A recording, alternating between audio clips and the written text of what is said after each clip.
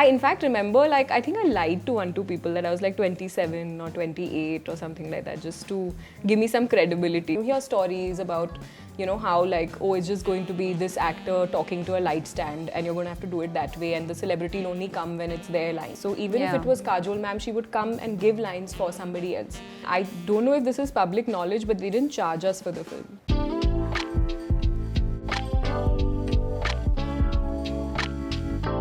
Hi Priyanka, how are you? I'm very well, Bani. How are you? I'm good too. Thank you for sparing your time and doing this for course, us. Of course, I'm very excited. So, I have to start, of course, with the movie that you've won a Filmfare for, right? We can't talk to you and not talk about Devi. And I have to admit that when I first saw, I actually first saw the film before I ever met you. So, I remember watching it and just crying, of course. And I think that's an emotion that many people may have shared with you because it was just such a compelling film. And it almost made me feel a little uncomfortable. And it made me realize that writing that mustn't have been easy either. So, you know, what did you feel, or how do you feel when you write such hard-hitting, real-time stories? Yeah, I mean, it is common. I think what you're saying, a lot of people have told me that they've cried when they've seen it. And I think while that's flattering, I also don't know how to react to it, because I feel like when I was writing it, I didn't really think that I'm dealing with, I didn't really write it in a way where I knew what kind of reaction I want to get out of the audience. I think I wrote it in a very impulsive way because over several months I'd been coming across cases in media and reading about them, and you know, of course, after a point in time, I think any woman will relate that you don't read too much also, because then you get scared and then you start getting very angry and on edge and all of that. So it's also not good beyond a point to know every single thing. But I was in a phase maybe where I was reading a lot and I kind of very impulsively wrote it. It's not really something I can say that I plan to write, but I do think about what I'm going to write for several months before I write it. And then it comes out in a very, like, literally like a diary entry, like in a very, like a journal. Like a journal, literally. And the first draft comes out like that, and then after that you can go back and try and put some structure to it and make it a little more impressive, and you can try and do all that, but the first draft is always very, for me, very raw. So it was not an intention that at this point I want someone to cry or anything like that. I just wanted to tell the story, and I think the theme is such that you will cry. So, but did you feel uncomfortable writing it? I think I did at several points when I would read the actual cases, because you know, writing a story is very different. It's like a depiction of reality, but the reality is so much worse that you're almost like, how do I depict this in a way that it's palatable for the audience? Because, you know, to just bombard them with the facts and the statistics, I didn't want to do that. I wanted to write like a fiction piece. So yeah, I think at a very subconscious level, I'm sure it did something to me, but I can't say very, you know, kind of on surface how it really felt. Also, you worked with really seasoned, legendary actors, right? And you were what, in your 20s when you shot this? I was 23. 23. So you're 23 and you're shooting with Kajol and Neha Dhupia and Shruti Hassan and like Neena Kulkarni. Were you intimidated at all? I was heavily intimidated. Like, I think that is the most lost I've ever been on a set, because I just couldn't believe, first of all, why people of their stature want to do a short film, why they want to do my short film, why they are there doing such a great job. Like, it was imposter syndrome times 10, you know. So I think I was very lost and disoriented, and in the middle of all that, I was trying to direct and do the best I can with my script. So it was that. I think it was pretty unbelievable for me when it was happening. So you were nervous on set? So I mean, literally I started with a reading with the actors about 2-3 days before the shoot, and I was so scared. I remember writing a proper script as to how I will introduce myself, you know, what I'll tell them about the project, because they were giving me such a big opportunity by being a part of it, right? Wow. So I think you went like, hi, you wrote it down, hi, I'm Priyanka Banerjee, I'm 23, la la la. I didn't say I was 23 at any stage, because I didn't think it would help me at all. I in fact remember, like, I think I lied to 1-2 people that I was like 27 or 28 or something like that, just to give me some credibility, because I thought it'll... I was actually going to get to that. Like, did you feel at all like there was some sort of ageism around you because you were obviously possibly the youngest other than the little girl who comes in the end? Yeah, Weren't you one I of the was. youngest people? I was, but actually I didn't feel any ageism. I think the industry is very fair like that. So you do, get as much respect as much work you've done. So, even if you're a young director, but if you've done a feature before, you've done something like that before, people trust you as per whatever your previous work was. But up until that point, I'd only done very indie short films that, I had run around and produced and done them myself. And I explained that very honestly to the actors as well, I remember, and said that this is my first venture of scale. So while I'm very excited, I will need like your support because I've kind of everything before this has been very indie for me, and they were very understanding about that. So I think that was nice. Do you remember like some like funny or sweet incident that happened on set?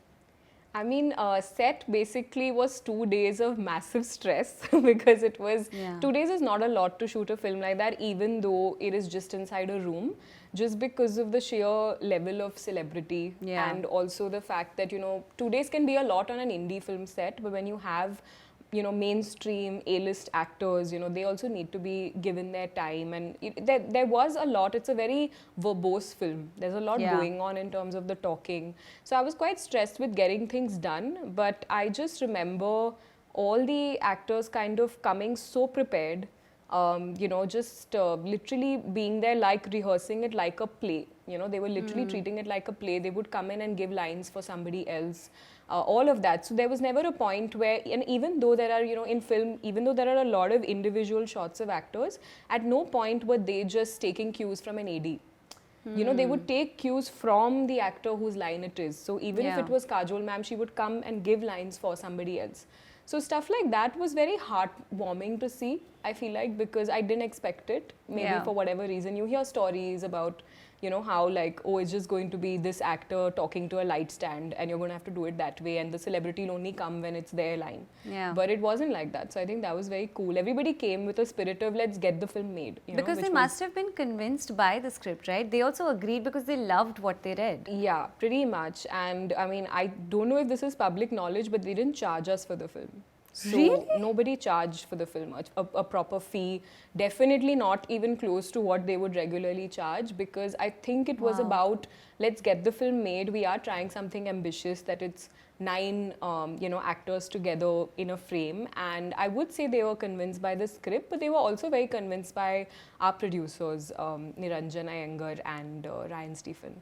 So they were very, very kind of also brought on board by the fact that the producers had conviction in my script. So I think it was a lot of factors. So yeah. But what a great collaborative effort then to put this out there and then get the reaction that you did, and including the reaction, what you won was a Filmfare. How did that feel?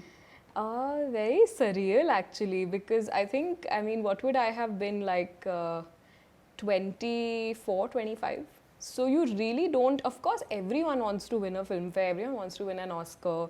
When you come into the industry, I think no matter how cool anyone's trying to be, at some subconscious level, you want that validation, right? So of course, even I wanted it, but I don't think I ever thought it would happen so early. Like that was a very, very big surprise to me. And I think it was very, like, in the moment, I think it was very surreal. And I was like, okay, it's happened. And again, imposter syndrome times 5. Just because when these things happen early, you're a bit like, do I really deserve it? Is this like a fluke? Is this whatever? So it took me, like, now I can tell you that I do deserve it because it was a good film, and I can say that now confidently. But back then it was very like, if it's happening, let me just kind of, go with this wave. It was like that. But how is it for you? Because even you won a Dada Saheb Phalke, right? So how was that? I have to be honest. So I know you didn't have like a proper ceremony because your Filmfare was during COVID, right? I had a proper ceremony, and much before that, I got an email, and I remember I was on holiday with my family, and I got an email, and I just read it, and I was like, "Come on, this has got to be like a joke, right?" As you said, imposter syndrome, Pro Max. I'm like, what is this? Why would anyone? And I got it for women empowerment, right? And again, I was 26 that time. And I was just like, 26 साल में किसी को कोई क्यों बोलेगा you are empowering women? वो भी ऐसी organization मतलब Amitabh Bachchan has won a Dada Saheb Phalke award ना, मैं कहाँ उसमें आती हूँ? So I actually asked someone from my office to check if this was a legit email, if I didn't get it from some like rubbish, you know, sort of scamster. And then when they said that, you know, no, this is real and it's happening, then of course you get an invite to the ceremony. But I think I was feeling like rubbish that day in particular. So I felt like nothing. So first I didn't believe it. And on the day I felt like nothing. And I went there and I remember I won it the same year as Raftar won it. And he was also around me, sitting next to me. And I just said, oh, this is kind of cool, but I'm kind of not understanding how I'm feeling about it. And again, in hindsight, retrospectively, you know, when people have kind of said, oh my God, you won this award. Now, as you're saying, I can say, I feel like, oh, it was a big deal.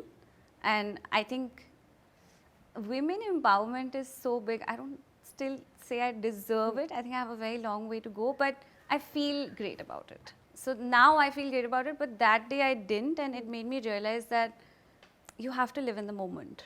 Yeah.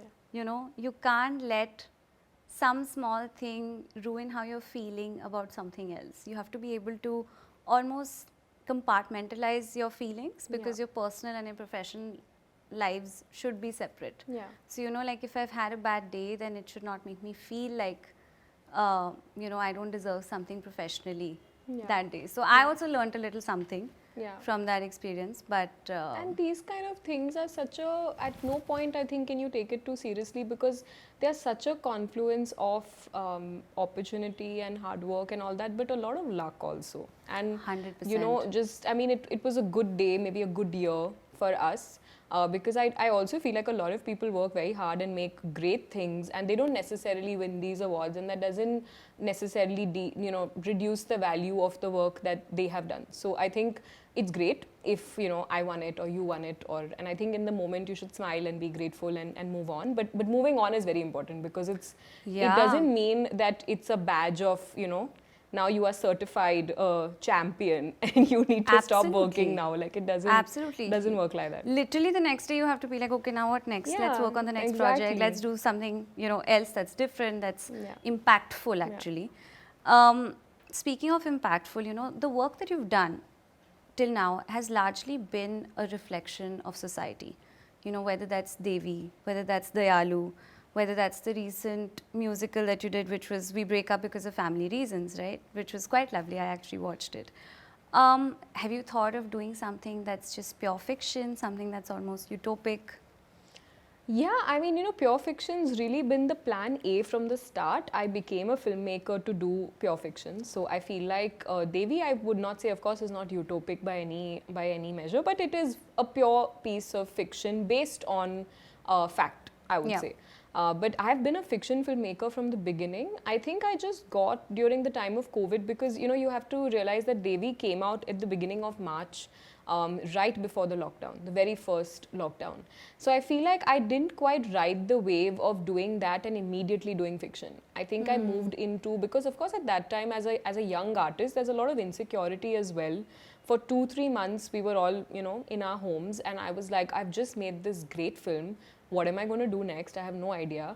You know, and when I mean great, I mean in the sense that there's been a great reception. So I've got that opportunity. It was a great film. Just say it was. No, I just mean that it got that reception, right? Yeah. So it's also about, you know, I made something which people care about, and shit, now we've gone into lockdown. Now can I say shit? Of course you can. Okay, sorry. You can say whatever you want. So yeah, so I was like, oh no, why now, right? And it's the most privileged possible way to think of it. But anyway, and then of course my mind got distracted by actually dealing with the lockdown and dealing with COVID and all of that. But when that ended, I feel like I was a little more like, let me do commercials, let me do a lot of stuff that will keep me working. And that sort of extended into now possibly 2 years of having done that. So I really now am itching to get into doing my feature, to doing more long form sort of fiction, because that is really my passion, and I got into this profession to do that. So while commercials are great and music videos are great and all of that is, you know, it's also quick validation, because you shoot over a couple of days, it's out in a couple of weeks. You have that sense of, you know, things that I'm writing are getting made. It's also financial security. Yeah, I mean, at the absolutely. end of the day, when you're making a feature film, it takes a lot of time. Yeah. Like from the inception to the time it's released, and you know, of course you get paid when it's done, but then the reception that comes after the release, the gestation period is very, very long Yeah. in filmmaking, Yeah. right? So Absolutely. it's very important then to also have, I feel like, side projects that just keep the show running. Yeah. And you know, also give you diversity of thought, Yeah. right? So I think it's great if that's what you've been Yeah, doing like so far. to give you an example with Devi, we greenlit. I got the green light, and my producers told me they'd like to make it in December 2018, Jan 2019 or Yeah. so. We shot the film in October 2019. It came out on 2nd March 2020. That's for a short film. Oh wow. So imagine if I was not doing anything else and I was just waiting by the phone for Devi to get made, you will go a little bit nuts. And Of I course. do feel like a lot of people who only do fiction, then they have to pick up a lot of projects which are not necessarily the best. Yeah. Just because, of course, ghar chalana, you can't just be waiting for 3 years to get your film made Yeah. or whatever. So I picked commercials, running my production company as a way to keep busy, to keep practicing, to be on set, be a director, and see, now if I had to make a fiction project, I'll be so much more confident because Yeah. I've had these True. years of work in between. Yeah. And dealing with clients, all of that, it teaches you a lot. It Yeah. really teaches you a lot of humility actually as a creative person, because you get so much feedback and you have to deal with it. And yeah, so So, you know, interestingly, because you're also a writer, I had seen this, you know, interview of Kanan Gill, where he said that for him, writing is like coding, because he's an engineer. And, you know, somebody asked him, like, what is your process of writing? And he said, you know, I can't wait to be struck by creativity. And for me, I sit every day with a certain discipline, and like I would code, or, you know, any engineer would code, I write. What is your process of writing like? So honestly, Karan Gill's process sounds ideal and it sounds like what I should be doing, Yeah. but it's not what I do. I feel like when I write every day, or you know, this atomic habit style of trying Yeah. to put creativity also into a habit, and I do understand where people come from when they do that, but I feel like for the projects I'm really passionate about, it becomes a bit mechanical for me to write every day. I do something creative every day. So that's not, it's not like I'm just, you know, spending the day Netflixing all day. Like that never happens. Yeah. Every day I'll write something, even if it's something very small, even if it's for a client. I'll use my creative juices, but I won't necessarily write, you know, a film or something like that every single day, because I feel like I have seen over time when I have tried doing it that the quality of my writing is not so great. So a lot of people treat writing like labor, that Yeah. every single day reach, do the job. And there are a lot of great writers who've done that. But then there are a lot of writers who also say that writing is supposed to be fun and don't do it like a chore. So for me, actually, I write very fast. So for me, if I have a week to just let the idea gestate, I can write very quickly in the next week. So I don't necessarily need to write every single day. Like that works for me. Got it. I felt like I write my most authentic work when I'm in a flow. Yeah. So writing bit में every day, it gives me a sense of satisfaction कि हाँ मैंने लिखा for 30 minutes. But the quality is a lot better when it's a little more erratic. So I think that's how it works for me. But for very, very long, I wanted to have this kind of discipline, like what he's describing. But maybe because, you know, he's also worked you know, in a company for a while, Yeah. from what I know and all of that. So maybe that's why there is already that discipline in Yeah. place. And now he's He's just always working in a structure. correct. Yeah. So for me, I don't think I've quite liked structure from the start. So I've been a little bit Fair more enough. like, even with running my company, I think as much as possible, I would like every day to be different, every day to have that freedom of change, you know. So yeah. So tell us, Priyanka, as a writer, have you seen like any one scene of a movie where you've just felt like, wow, this is really impactful and I wish I would have written it? Right. So there are more than, I mean, I can tell you entire films that I wish I had written. Yeah. But I'll tell you a couple of scenes maybe here and there. So I feel like I mean, to me, one of the really good Hindi screenplays that I wish I had something to do with really is something like Dil Chahta Hai.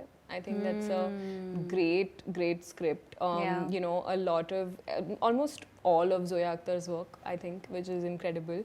Yeah. There's also a film I love called Little Miss Sunshine, which I don't think a lot of people have seen, but still it's a great film. And I mean, actually a lot of people would have seen it because it's like an Oscar-winning screenplay. But there is a lovely scene in the first half of that film where they just introduce all the family members. It's a story of a dysfunctional family, and the way it's written is so natural and amazing. There's also a film called Manchester by the Sea, where there's you've seen it. Yeah, everyone gets that look on their face. Whoever's seen it is like, I've seen it. You know, I got depressed for like days. But there is a scene in that where Casey Affleck's character and Michelle Williams have an interaction with each other after having, I mean, not to now put out spoilers, but there's a big tragedy that happens in their lives and they meet after a very long time. That scene actually, I think, probably has 5 lines in it, but the way it's written is beautiful. So I'm a big fan of like using lesser words to say more. I really like that. So I think these are a couple of like great scripts. I think all of Inside Out, the Pixar film, I mean, it's just one of the most brilliantly written screenplays. You pick up any scene from there, it's amazing. One of my favorite films. Totally agreeing with you on the Zoya Akhtar universe, right? Of course, Dil Chahta Hai was iconic, and I remember also that butter knife scene in Dil Dhadakne Do. I was just like, you know, I know a Manav. I know a mother-in-law who's like this lady, right? And I know parents who don't want their kids to separate just because they're like, अरे प्यार नहीं तो क्या चलेगा शादी tennis खेलते हो सब सही है you know shopping नहीं कराता क्या so you know these people right and I found that movie in particular just very impactful. Yeah, absolutely. Or even something like Gully Boy, which is such a different environment entirely, but I would say that she didn't really deal with it in a very like sanitized way. You know, it was still, I think, pretty raw as much as it could be, and all of that. So yeah. I mean, I love her films. I loved in Gully Boy where, you know, how up until now, of course, we've always heard the 3 main things that people need are roti, kapra, makan. And, you know, he actually writes on, you know, while they're doing the graffiti, he writes roti, kapra, makan, Wi-Fi. And I'm like, wow, that is the new India, right? Everybody now is looking for, this is now the new set of necessities of today. And again, I hadn't thought of that. And I think that is why Reema Kakti and Zoya Akhtar are just geniuses in their field. You know, what is your favorite movie? I know you can't have one. It's impossible, right? But okay, just give us like top 3. Chal. Top 3. Okay, so my top 3 just at the top of my head would be, like I said, Inside Out. I think it's one of the greatest, and animated films are very underrated. So I think it's a beautiful, beautiful concept, screenplay, all of that. I think Revolutionary Road has to be one of them as well. Very depressing, and all my choices are a little bit like that. I think Manchester by the Sea is a beautiful film. Give some Hindi, no? Hindi, yeah. I think Hindi mein bhi bahut hai, but you know, with Hindi, I often don't know whether I love it for the craft or I love it for the time in my life when I was watching it. You know? Fair. Because we are very emotionally linked with our Hindi films. I don't think we don't see it from that far gaze of intellectually what is the craft of this film. You know, you're watching it because you love those stars, you love so many things. But I think Dil Chahta Hai is a great film. One of the really, I mean, I love Haider. Vishal Bharadwaj, everything Vishal Bharadwaj. So I have filmmakers jiski full filmography I love, you know. Of course, Anurag Kashyap. I was going to say Gangs of Wasseypur. Yeah, Gangs of Wasseypur is incredible. Ugly is incredible. Yeah. You know, so I mean, there are just so many amazing films. I think for me, if I had to really think about it, I also like films where, you know, these may not necessarily sound like very cerebral films, but they are my go-to films. So like something like Bridget Jones' Diary or 500 Days of Summer. You know, just because it's not an art house sort of film in our general perception, it doesn't mean it's not a great film. And it doesn't mean it's not a film you don't revisit again and again. So I think these are a lot of my favorites. But again, it's really about the time in my life.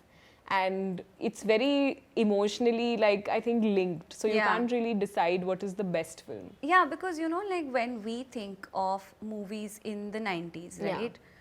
Of course, there's so much casual sexism. Now we know better to know that, oh, that was so sexist, right? Like in Govinda films, you know, sometimes he would just kind of be, how can I say, like so much that was done was not consensual almost, right? Yeah. And whether it's even the Barjatya movies where, you know, the girls are serving the men who are sitting and the guys saying कि अरे जिस घर में लड़कियां खाना खिलाती हैं वो घर स्वर्ग है and some bullshit like that, right? And just, you know, so much, not even casual, sometimes obvious sexism. Do you view it as that, or is it just still an emotion, or can you separate from, let's say, your intellectual side when you watch these old cult classics and still enjoy them? So, you know, I think I want to preface this by saying that I really believe that 70% of the people out there are with good intention.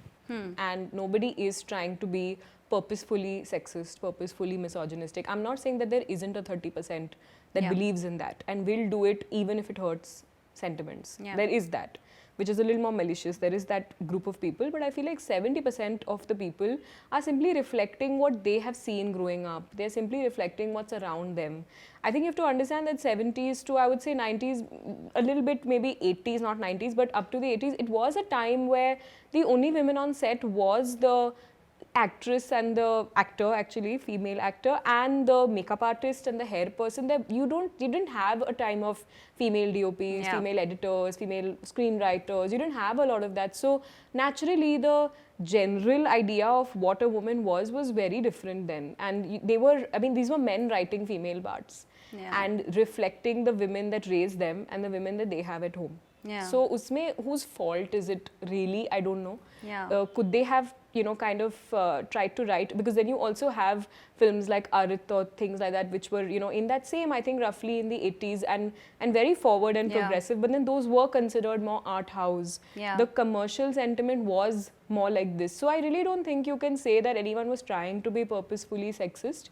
Having said that, if those same filmmakers now in hindsight look at that and know that it was sexist, misogynistic, but don't change it in their current work, then I think that that's a problem. But I really do think that a lot of it, even though the effect of those films was, you know, not the greatest and could be harmful, I don't think the intent it was made with was harmful. It was more like, this is what we know, this is what we've seen. And you know, the film industry, like any industry, it responds to what is consumed. So I think we also have to take some responsibility that society does consume those films and will watch those films more than a more you know, female-led narrative, or where the female characters are more nuanced. The audience is not watching those as much. Now they are, because they're exposed to so much more content, but back then they weren't. So I do think it's also, is a lot of factors. So I really don't believe in like saying that, oh, these creators were sexist and they wanted to spread a sexist message. I think that's very simplistic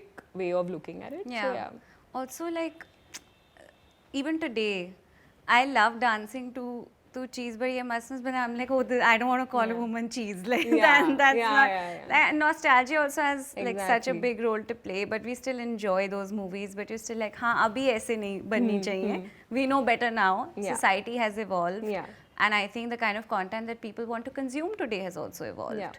So I think now the kind of movies, like I thought Thappad was such a brilliant film. Absolutely. And for the first time somebody came out and said, like, you know how I feel almost like before, domestic violence was just taken very casually, even in movies, in the representation of it. And how this one woman stands up and says, that was enough for me to say, I don't want to be in this relationship. Even just one slap. Just one slap. And then, of course, even when she realizes she's pregnant, she doesn't want to go back to him. You know, so I think as our society is evolving, filmmaking as a result of that is also evolving, because I think that people don't want to consume that kind of content anymore either. Correct. So, Acha, speaking of filmmaking, what do you think is the most challenging part of it for you personally?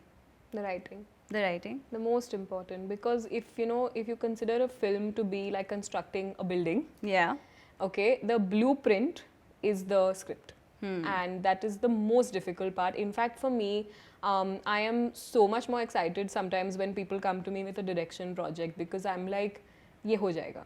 Because there are so many departments, there are so many people that can honestly make you look good. I feel like I'm giving away a trade secret of directors, but writing is truly difficult, and writing a truly original piece of work is very, very difficult, because that is a, it's like mental architecture. That's the only way I can explain it. You have to build a world that's complete in itself, that makes sense, that is, kind of good enough for multiple departments to work off of it and to be able to construct their work on this.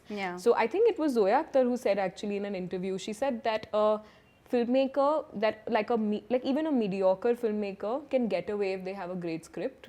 But if you have a bad script, even the best filmmaker cannot elevate it beyond a point. So the script is just crucial. It's the entire foundation, and it's the part that intimidates me the most, because I think the minute you sit to actually write, you come face to face with your own mediocrity. But then when you overcome it, then it's that much greater. Like, I think when everyone on set is holding something you've written and working off of it and highlighting it, and then that high is something else entirely. So Okay, now we can't not talk about the famous, or the infamous rather, N-word, which is nepotism. So, you of course don't come from any background in filmmaking. Of course, you're entirely self-made, and you could be considered what is called an outsider in this world, right? What is your opinion on nepotism? How do you feel about it? Because it's so widely discussed. Do you think that other people who, let's say, were kids of filmmakers have had it easier? What is your feeling on the fact that it's been easier for them, if at all you feel that way? How do you feel about it? Right. So I think that it's a reality. Let's not deny it. And I think that it's there. I mean, especially when it comes to the actor part of it. So the people who are in front of the screen. But also because, for a large amount of time, the audience was also interested in watching Bollywood pedigree. They were curious. They were curious. They wanted to know. And at a certain point of time, actors were not as exposed as they are today. In social media, they're so exposed now, right? But earlier, it was a matter of curiosity to know, what such and such star's son is going to be like on screen, right? And I think that, a lot of the industry fed into that. And now, of course, I don't think it's as much like that. So you may get that first opportunity, but if not, at least 50% of the people are sold on your performance and like you as an actor, I don't think it's possible for you to get multiple projects after that. So I know a lot of people say in nepotism that, but why are actors who are not so talented getting multiple opportunities and stuff like that? I just don't think that I really feel it's an industry where people will not completely deny the commerce of it. So if there is an actor that you subjectively feel is not good and not deserving, but there is somebody out there watching them.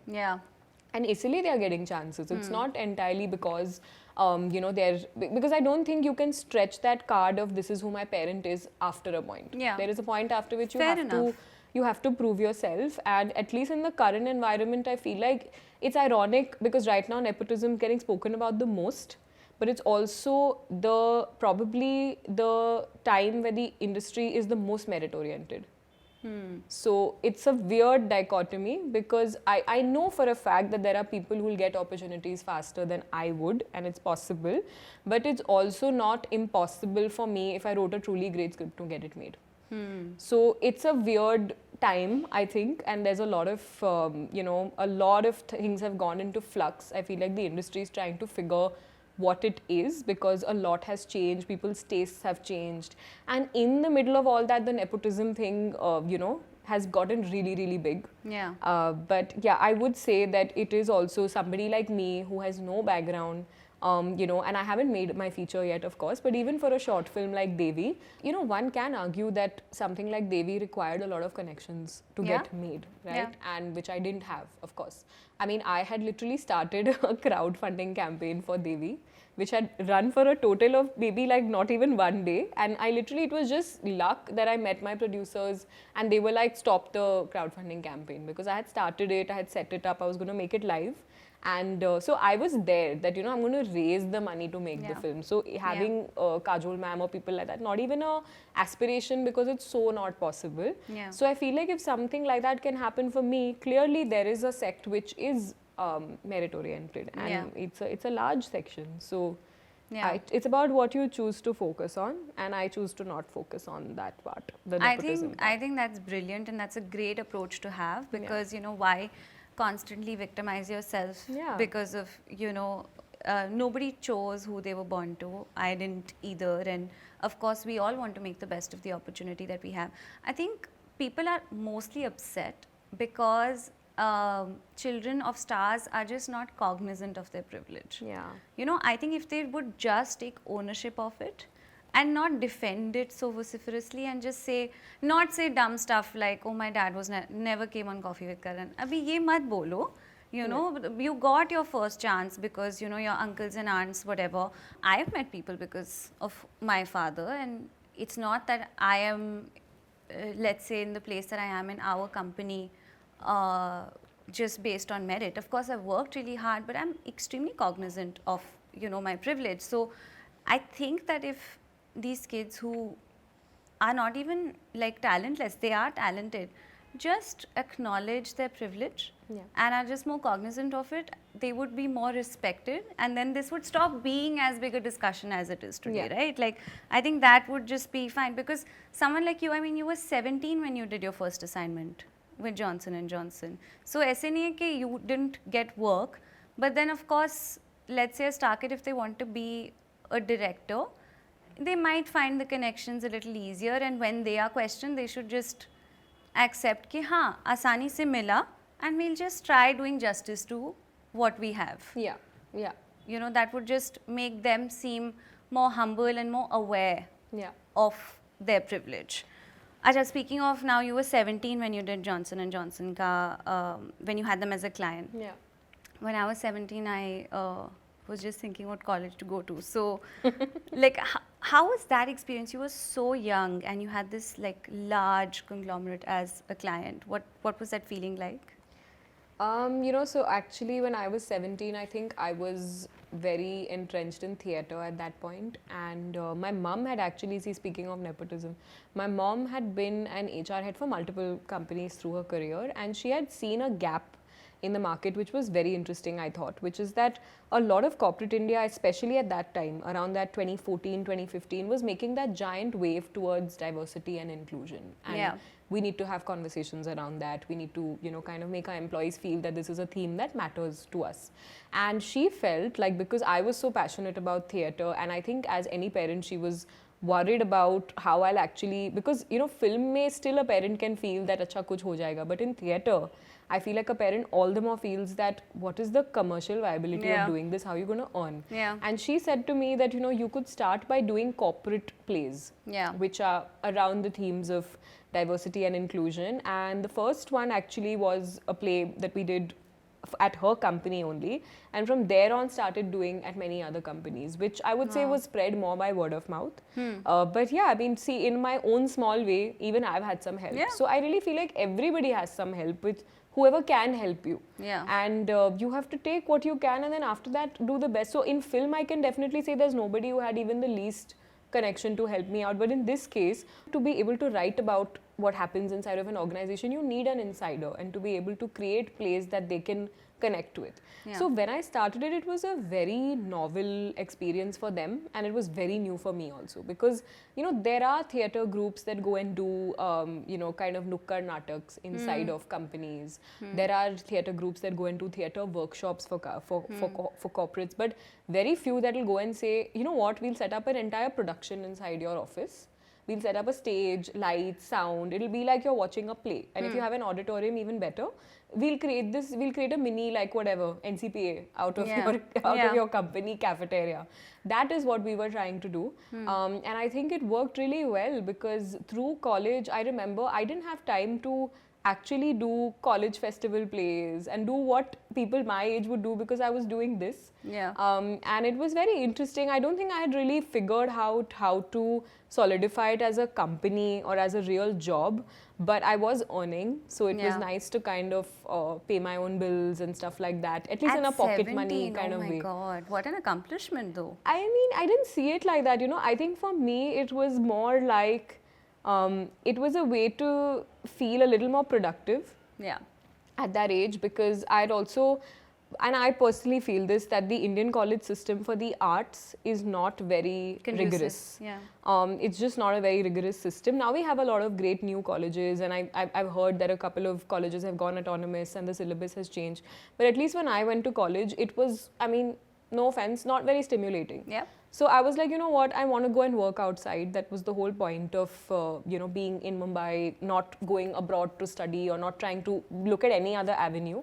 So this became a good way to do that and to earn. But I think what I learned along the way, because I was quite a soft-spoken and I think to a large extent very easily intimidated, spaced out, that kind of a person, I think it taught me a lot of confidence. Yeah. To deal with clients, to again act older than you are. Yeah. Because like you said, right, Johnson and Johnson, if you're dealing with their HR head or you're dealing with, and they were one of them, but now we've worked for like Dell and IBM and the Reliance Group, and we've done so many plays, films, things like that for them, that over a period of time, it really builds your confidence, I think. And it's very nice to understand a world outside of just film and theatre, to understand, because in these companies is where, I would say 50-60% of this country is. These are the, like, Yeah, these 50-60% of your audience also is, no? Exactly, Yeah. right? Regular working class people who go to a job, and how do you entertain them? What is their real level of understanding when it comes to the arts?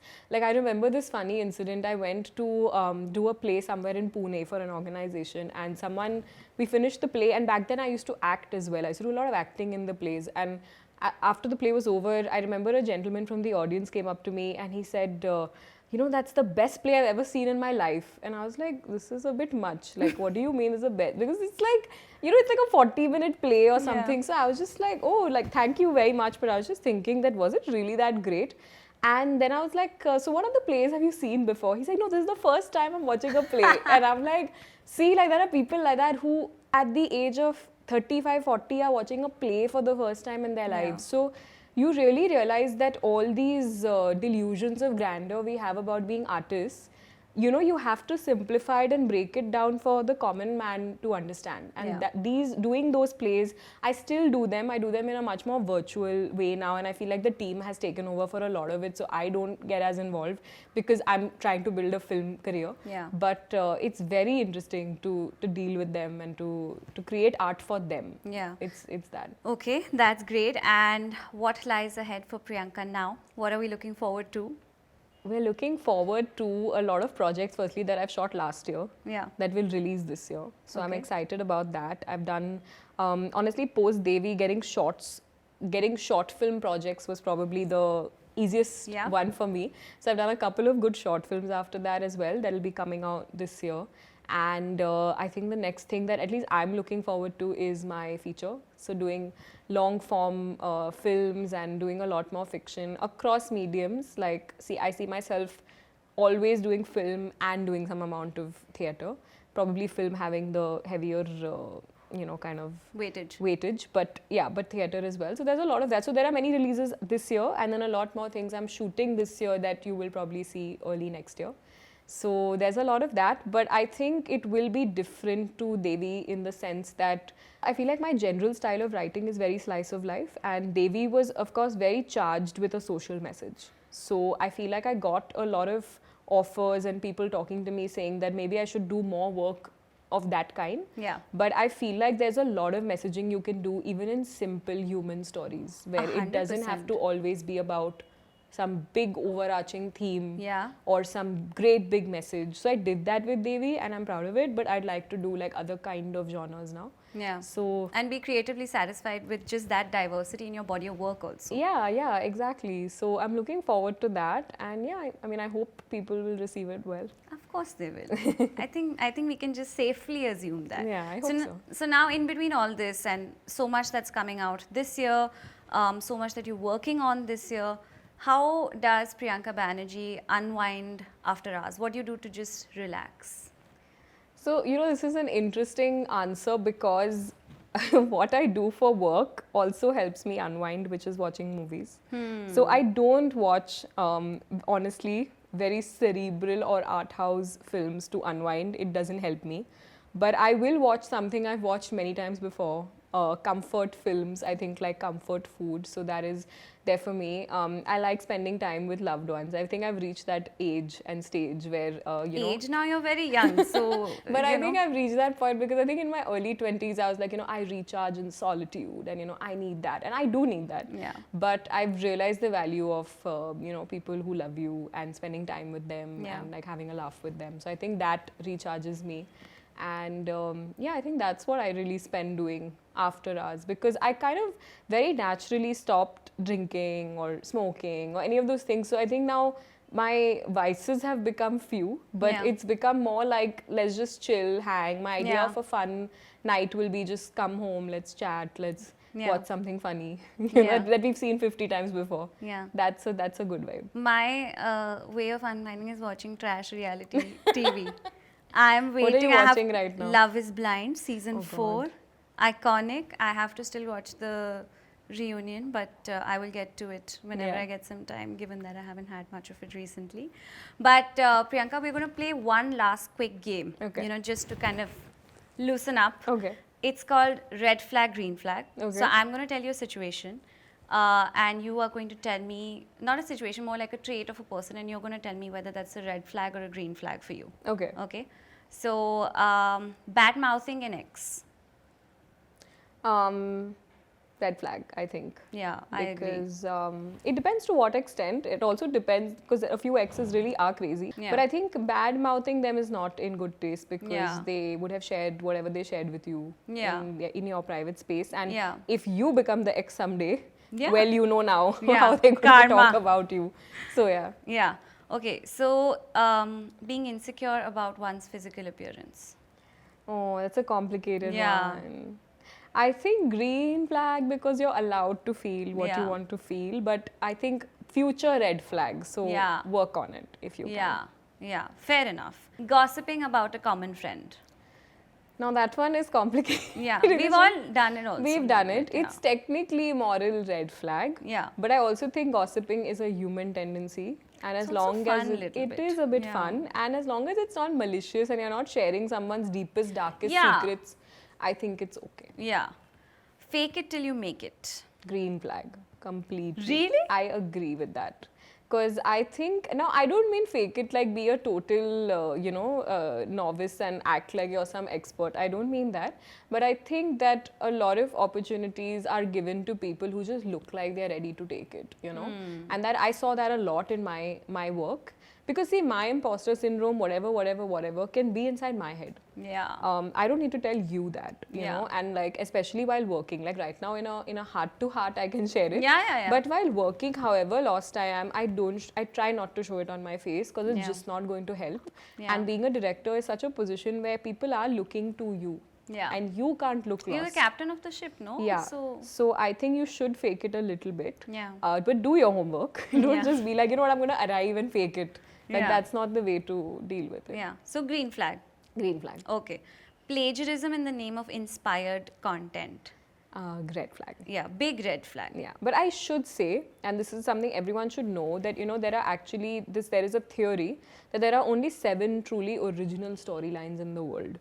So everything that you write is actually derivative or derived from something that's already been made, is a mix and mash of something that's already been made. So I also think people are quick to call out plagiarism without understanding that creativity is very complex, and two people genuinely can have the same thought, and it doesn't mean they've gone and lifted it, unless it's lifted in terms of words, idea, treatment, character, everything, right? Then it's a lift. Yeah. In which case you should just give credit. But I do think that it's a subject that people are, especially right now in this cancel culture environment, they're a little quick to jump to that conclusion.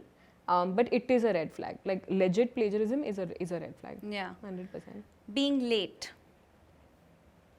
Red flag.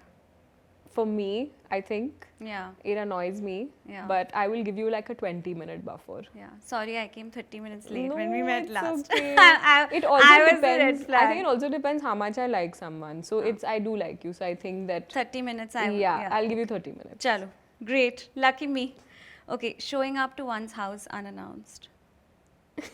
I think it's a major red flag. I couldn't agree more. God, if someone video calls me unannounced also, I'm like, it feels like an intrusion of my space. Don't come to my house without telling me. That's really weird. I also find birthday surprises a bit like, Agreed. yeah, They suck. like not everyone likes it. Like Yeah. I'm someone who can legit start crying if I get a jump scare. Like I Yeah. get very scared. So I don't think it's pleasant, and I'd give it a red flag. Yeah, same. Okay, thank you, Priyanka. This was Of so course. much fun. Thank Yeah, you for doing it really this. Was. It really was. It was my first time being in front of the camera, so I was very nervous. But I think you made me very comfortable, and I'm very excited to see how it turns out. It'll be fab. Yeah, great. Thanks. Thank you.